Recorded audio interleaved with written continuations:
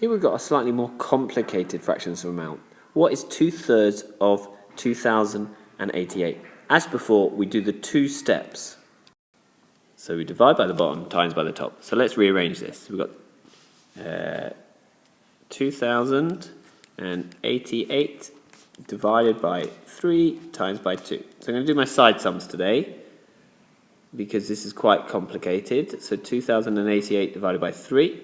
3 into 2 doesn't go, so carry the 2. 3 into 20 goes 6 times, carry 2. 3 into 28, well 3 nines are 27, so it's 9, carry 1.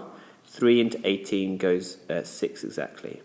So this becomes 696 times 2 after my division. So now let's do the multiplication. So 696 times 2. So 2 times 6 is 12, carry 1.